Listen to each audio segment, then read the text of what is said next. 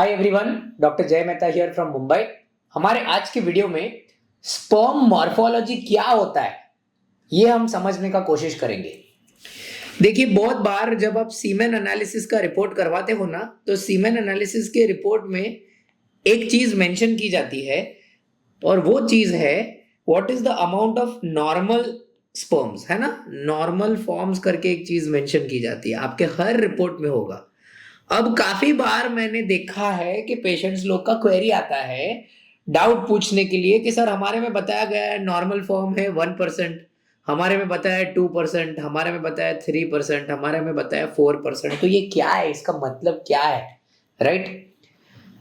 Normal sperm को बोला जाता है स्पर्म मॉर्फोलॉजी। मॉर्फोलॉजी मतलब स्पर्म दिखने में कैसा है, बराबर। अगर मैं दिखने में ऐसा हूं तो आप आइडेंटिफाई कर सकते हो कि मैं लड़का हूं, बराबर है ना।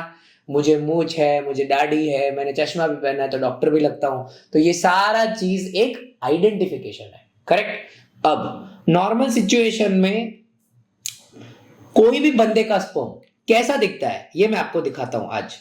ऑलराइट, ये देखो, अगर मैं एक स्पर्म को ड्रॉ करता हूं तो ऐसा रहता है स्पर्म का हेड। स्पर्म के हेड के बाजू में रहता है स्पर्म का नेक या एंड मिडल पीस, और मिडल पीस से निकलता है स्पर्म का टेल, करेक्ट। ये एक ड्राइंग है जो एक नॉर्मल स्पर्म को डिपिक्ट करती है। मतलब इससे हमें समझ में आता है कि भाई नॉर्मल जिसका स्पर्म है वो कुछ इस प्रकार से दिखता है।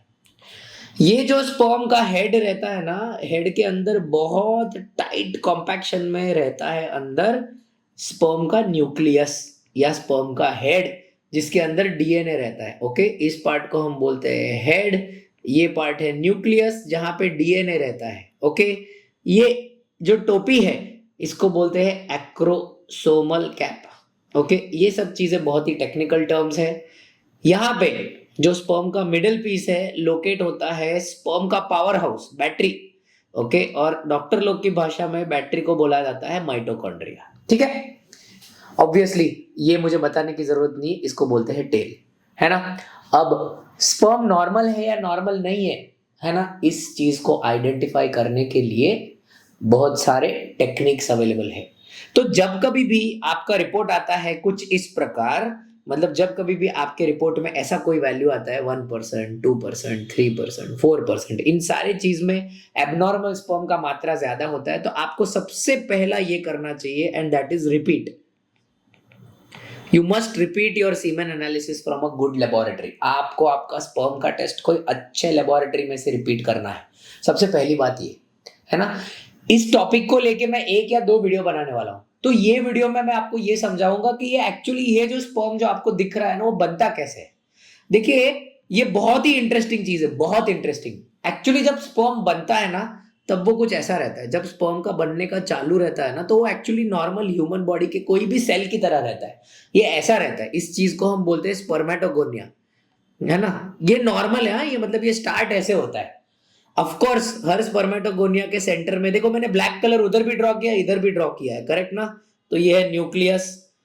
हर स्पर्म्स में, हर सेल में प्रेजेंट रहते हैं माइटोकॉन्ड्रिया। जो मैंने ये ड्रॉ किया है ना, जो मैंने ये माइटोकॉन्ड्रिया ड्रॉ किया है ना, देखो यहाँ पे भी है, ये सब माइटोकॉन्ड्रिया है, बराबर, ये सब माइटोकॉन्ड्रिया है। हर स्पर्म के एक्रोसोमल कैप मतलब बाजू में गोल्गी बॉडी करके एक स्ट्रक्चर रहता है। ये सब स्पर्म एक्चुअली राउंड रहता है स्टार्टिंग में। ये बहुत डिफिकल्ट टू बिलीव है पर एक्चुअली में ऐसा रहता है। उसके बाद में इसमें से थोड़े थोड़े चेंजेस आते हैं। कहां पे ये चेंजेस आते हैं? ये पूरा चेंजेस होता है टेस्टिस में, जहां पे स्पर्म ग्रो होते हैं ना, वहां पे चालू ऐसे होता है। फिर थोड़े दिनों के बाद में इधर से ये स्पर्म चेंज हो जाता है कुछ ऐसा, ऐसा शेप आता है धीरे से, और एक छोटा सा फ्लैजेलम निकलता है। छोटा सा फ्लैजेलम मतलब छोटी सी टेल निकलने की स्टार्ट हो गई, देखो स्पर्म में। और क्या रहता है ना, ये प्रोसीजर रहता है, ये पूरे प्रोसीजर में ये न्यूक्लियस ऊपर चला जाता है। थोड़ा सा न्यूक्लियस ऊपर चला जाने के बाद में ये जो एक्रोसोमल कैप थी ना वो थोड़ी सी ऐसे अरेंज हो जाती है उसके बाजू में, है ना। और ये सारा जो माइटोकॉन्ड्रिया है, जो पावर हाउस मैंने आपको बताया, ये थोड़ा सा वैसा नीचे की साइड पे चला जाता है। अब ये क्यों होता है, कोई पूछेगा ऐसा कैसे हो सकता है सर। इस चीज को एक बहुत इंपॉर्टेंट हार्मोन डिसाइड करता है और वो हार्मोन का नाम है टेस्टोस्टेरोन। ये ऑब्वियसली अगर आप मेरे वीडियोस देखते हो तो आपको पता है टेस्टोस्टेरोन को बोला जाता है मेल हार्मोन, है ना। तो ये मेल हार्मोन गवर्न करता है बॉडी में, कहाँ पे? टेस्टिस के अंदर। ओके, टेस्टिस को हम बोलते हैं गोटी, गोटी के अंदर ये सब होता है और ये गवर्न करता है। चालू ऐसे होता है, ओरिजिनल ये है, ओरिजिनल के बाद में ये ऐसा हो जाता है।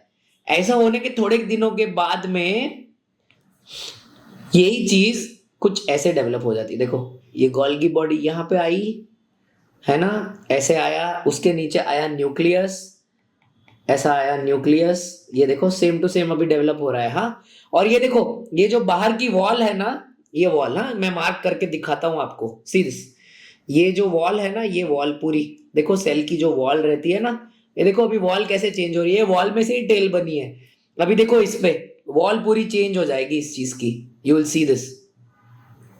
ये वॉल कुछ ऐसे बन जाती है, कुछ ऐसे। Obviously exact diagram, you know मेरा ड्राइंग थोड़ा सा कमजोर है तो थोड़ा सा आपको मेरे साथ कॉपरेट करना पड़ेगा, और कुछ ऐसे बन जाता है, करेक्ट। इसके बाद का जो स्टेप रहता है ना, तब जाके होता है स्पर्म का फॉर्मेशन। इस पूरे प्रोसेस में अगर किधर भी गड़बड़ हो गई तो स्पर्म दिखने में गड़बड़ हो जाएगा। आपको समझ में आया? ये मैंने ड्रॉ इसके लिए किया ताकि मैं आपको समझा सकूं कि स्पर्म मॉर्फोलॉजी हम किसको देखते हैं, हम इसको देखते हैं, ये फाइनल प्रोडक्ट, ये फाइनल प्रोडक्ट है जिसका हम मॉर्फोलॉजी जज करते हैं। बट ये बनने के पहले के स्टेप्स बहुत इंपॉर्टेंट है, क्योंकि अगर इधर गड़बड़ हो गया, इधर गड़बड़ हो गया, इधर गड़बड़ हो गया तो फाइनल प्रोडक्ट तो गड़बड़ ही होएगा, बराबर है कि नहीं। ये प्रोसेस समझने के बाद में आपको समझ में आने वाला है कि स्पर्म मॉर्फोलॉजी का ट्रीटमेंट क्या है, जो मैं मेरे अगले वीडियो में आपको बताने वाला हूं। तो ये वीडियो आपके लिए बहुत ज्यादा इंपॉर्टेंट है अगर आप ये समझ गए ना, क्योंकि स्पर्म मॉर्फोलॉजी के नाम पे बहुत सारे पब्लिक आईवीएफ और इक्सी करने को बोलते हैं कि आप आईवीएफ करो, हाँ आपका स्पर्म मॉर्फोलॉजी खराब है, आप इक्सी करो आपका स्पर्म मॉर्फोलॉजी खराब है। मैं एक चीज एकदम क्लियरली बताता हूं, there are millions of cases, okay. अगर किसी बंदे के 95 to 98% स्पर्म्स भी डिफेक्टिव है ना, किसी का मुंडी खराब है, किसी का नेक खराब है, किसी की टेल खराब है, ऐसे 95 to 98% स्पर्म्स भी अगर खराब है ना, तो भी उन बंदों को नेचुरल कंसेप्शन मतलब नॉर्मल प्रेगनेंसी हो सकती है। ये बात आपको ध्यान में रखनी है। और उसका ट्रीटमेंट क्या है जो मैं अपने नेक्स्ट वीडियो में बताऊंगा, वो सुनोगे तो आपको पता चलेगा कि कितना बेसिक ट्रीटमेंट है स्पर्म के मॉर्फोलॉजी को सुधारने के लिए। ऑलराइट, ये बहुत बेसिक ओवरव्यू था स्पर्म मॉर्फोलॉजी का। ये एक सीरीज वीडियोस है, तो नेक्स्ट वीडियो में मैं आपको बताऊंगा कि स्पर्म मॉर्फोलॉजी में गड़बड़ किस प्रकार की होती है, और उसके बाद के वीडियो में मैं आपको बताऊंगा कि ये गड़बड़ हो जाने के बाद में इसका ट्रीटमेंट क्या है। Alright, any further questions as you know आप हमारे कमेंट्स में डाल सकते हैं।